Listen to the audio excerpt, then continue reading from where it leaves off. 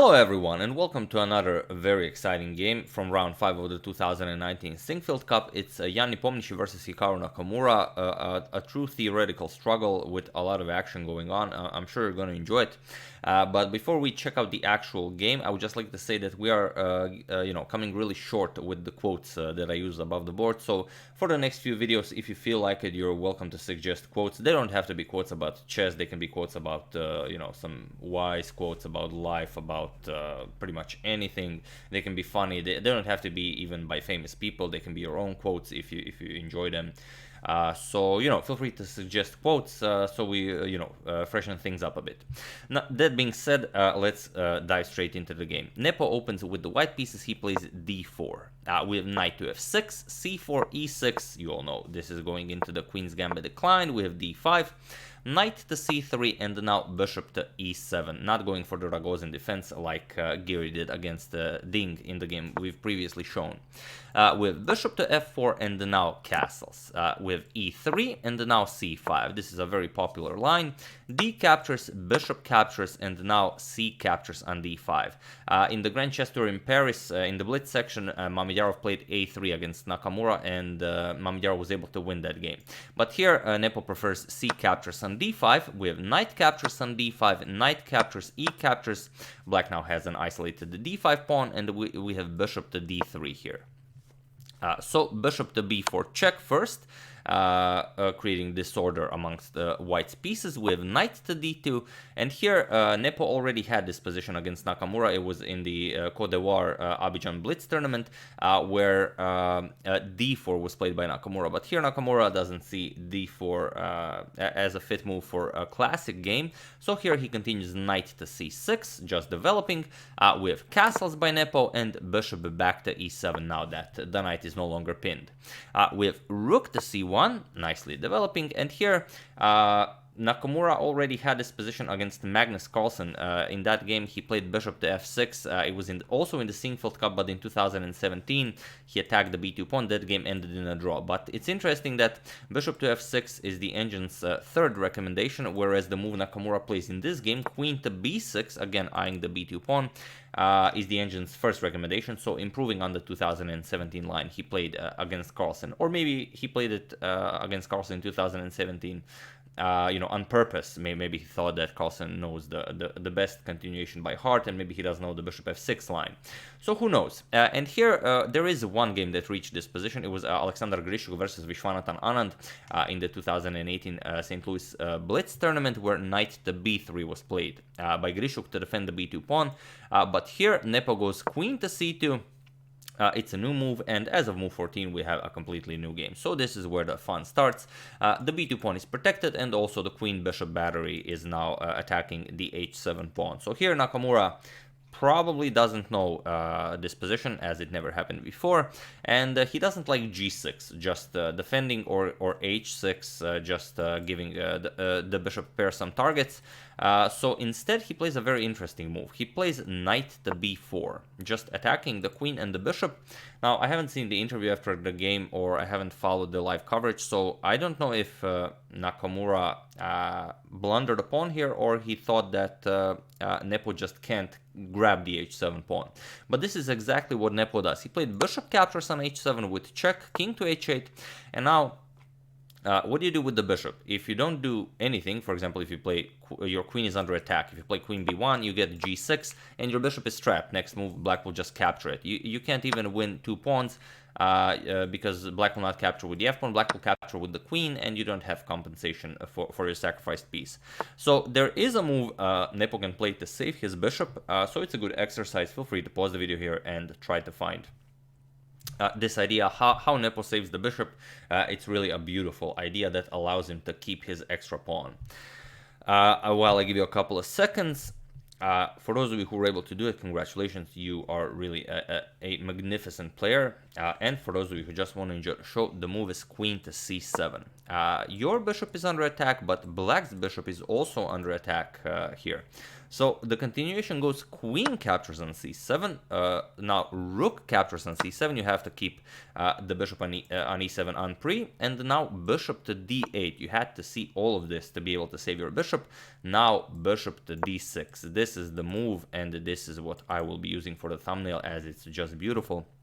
So here, Nakamura has to decide whether he wants to trade everything with king captures on h7, bishop captures on f8, captures on c7, and captures on b4. He goes into this position where at least he took away Nepo's bishop pair, but he is down a pawn. Although he just lost a pawn, there's no way around it. But he decides to keep more material on the board, keep things a bit more complicated, but this allows Nepo to keep his bishop pair. He played bishop captures on c7 with bishop captures on f8 and now a5, defending the knight. And now Nepo just retreats. Bishop back to b1, guarding the a2 pawn. With bishop to e5 by Nakamura, now going after the b2 pawn, but now just b3. And here, bishop to g4, nicely developing the bishop pair, also creating an attack, opening up an attack towards the bishop on f8. So, bishop back to c5, and now rook to c8, again going for the bishop and bishop to b6. So here, Nepo kept his bishop pair, he's still an up a pawn, and here Nakamura finds a very interesting move, how to grab the a2 pawn, with knight captures on a2, bishop captures on a2, and rook to c2 now with a double attack. So temporarily a piece sacrifice, but of course Nakamura can win it back whenever he wants to.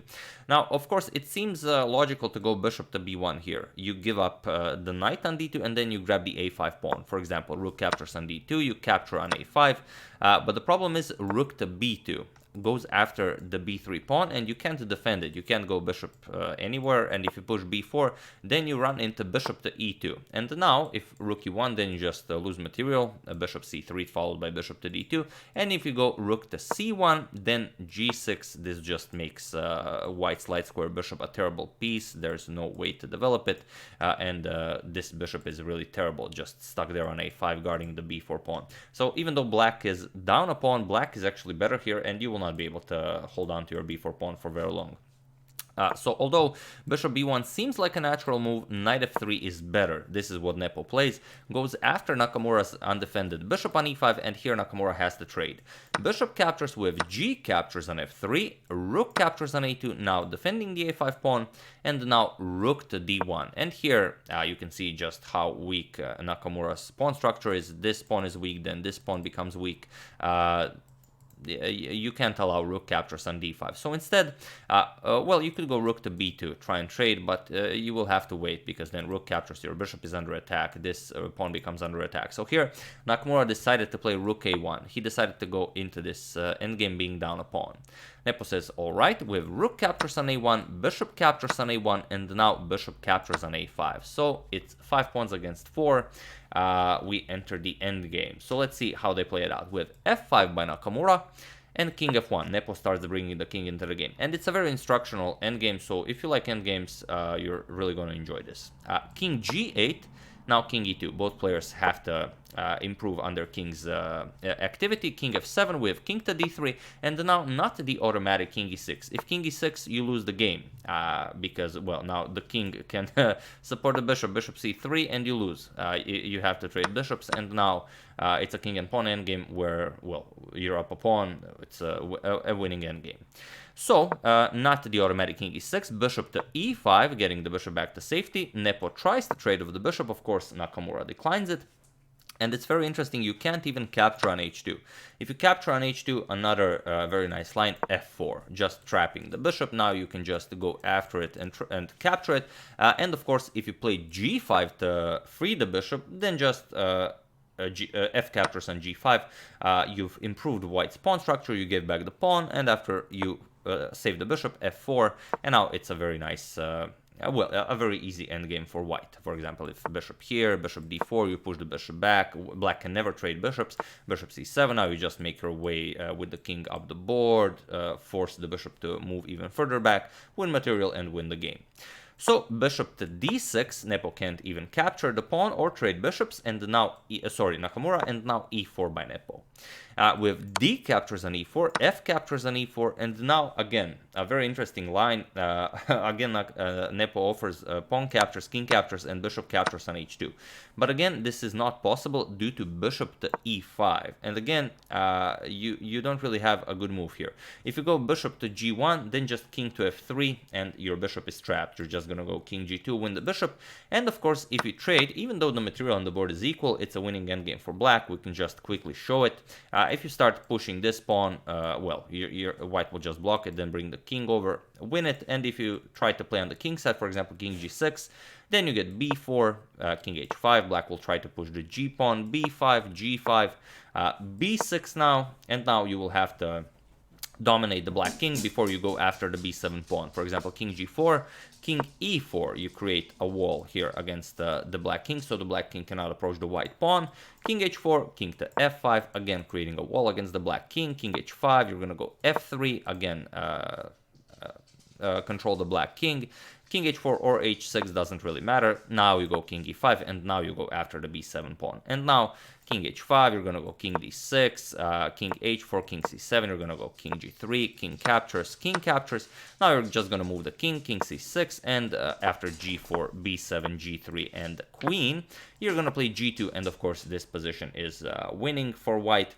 I already mentioned it a few times that you maybe remember, if it's a g pawn, e pawn, d pawn, or a b pawn, the position is winning, and of course if it's an h pawn, f pawn, c pawn, or an a pawn, then it's a draw. If you don't know this, then you should definitely study the endgame, as studying the endgame is the best. So after f captures on e4, of course you don't go for captures and captures. Nakamura finds king to e6. He gives up the g7 pawn, but he keeps an eye on the e5 square with his king, which is very important. We have bishop captures on g7, now bishop captures on h2, so you cannot go bishop to e5 here.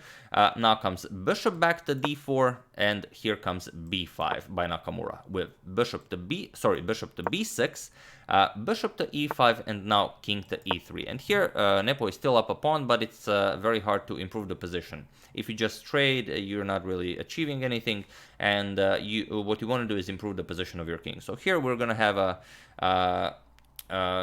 a contest of bishop maneuvering. Bishop to b2 with bishop to d4. Nepo tries to trade. Of course, you cannot allow this with bishop to c1. And now king to d3. Bishop back to a3. And now bishop back to b6. We have bishop to b2. And now bishop to c7.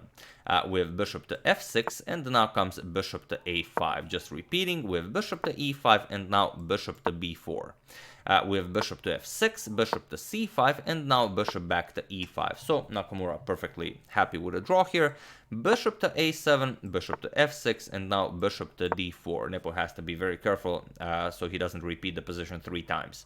Bishop to e7, king to e3, and here bishop to g5 check now. With f4 by Nepo, bishop to e7, trying to get Nepo to push e5, but this doesn't really work in his favor. You can't get around the pawn on a light square, and then you just allow king d5.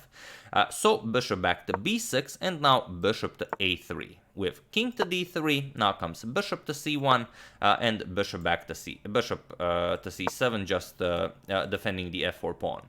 With bishop back to b2, and now comes bishop back to b8. Bishop to f6, and now king to e3. Just repeating, bishop back to b2, bishop to e5, offering a trade, and now of course you would be crazy to trade here, even though it seems like you're winning a pawn, but you're not. After captures and captures, e captures on f5, and you have to waste a move recapturing this pawn. King d4, you're just gonna win this pawn. Sorry about that. You're just gonna win the pawn, get your king to b7, and win by pushing the a pawn. So after bishop to e5, bishop c1 check by Nakamura, king to d3, and now for some reason Nakamura didn't like bishop to a3, and he played b4 here, which is quite interesting, as he now allows for one, he allows Nepo to try something different, and Nepo tries something different. He plays bishop to b8. Now the difference is this pawn is on a dark square, so It might seem like not a big deal because you can always defend it with bishop to a3, but Nepo finds a very nice maneuvering idea. Now he wants to play bishop to a7 followed by bishop to c5 to tackle this pawn, and maybe even if bishop a3, the king can also support the attack with king to c4, but the bishop also has to keep an eye on the f4 pawn. So here it's black to move. King f6, with bishop back to d6 now attacking the pawn, and now king to e6. Again, you cannot capture because bishop captures on f4. So bishop to e5, and now bishop to a3 with bishop to d4, and now if you capture, you've achieved nothing. You've just improved the position of the white king, so you can start pushing f5. So bishop back to c1. Here with bishop to e3 offering a trade, bishop to b2, and now bishop to d2 going after this pawn. Bishop to a3 now would be interesting, but if bishop to a3 now, then you get e captures on f5 finally. King captures and king to c4.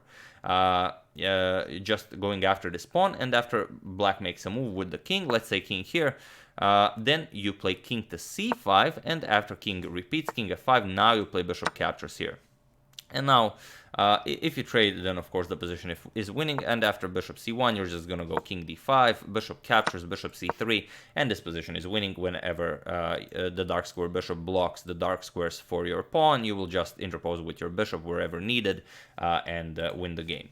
So after bishop d2, we have f captures on e4 by Naka, king captures on e4, and now bishop to a3, but now it's a similar position. King d4 with king f5, king d5, king f6, and king to c5 with king to f5, king b5, making black waste another move, king to e4, and only now bishop captures on b4, and now it's the same line we've already shown, so Naka doesn't even need to continue this game. So it was in this position on move 69 that Hikaru Nakamura resigned the game, and really it's remarkable what happened in this game. Nakamura playing that knight b4 move, allowing Nepo to capture on h7, is what gave Nepo the possibility of playing for something more than a draw here. But even after, it's hard to say that even if with perfect play this endgame is winning. Nepo just kept on grinding, and in the end Naka pushed b4 and Nepo won that game. So really exciting, but a lot of endgame lessons to be learned in this endgame. So I really hope you enjoyed it. So yeah, that's the game. I do hope you enjoyed it. As usual, you can check two of my previous videos here, but let's just check out the standings as we haven't shown them so far. So here they are. In first three places, Fabiano Caruana, Dingliren, and Vishwanathan Anand with 3 points. Then a lot of people with 2.5. Magnus Carlsen, Maxim Vachier-Lagrave, Wesley So, Yan Nepomniachtchi, Shahriar Mamedyarov, and Sergei Karyakin. And with 2 points, people who have lost one game, Anish Giri, Levon Arnyan, and Hikaru Nakamura after losing this game. So yeah, I would like to thank David Haney for a contribution to my channel. Thank you a lot. I really appreciate it. And yeah, that's it. Thank you all for watching, and I will see you soon with continuation of the Sinquefield Cup, the Capablanca saga, and of course checking up on your suggestions. Thank you all. I will see you soon, and have an excellent rest of your day.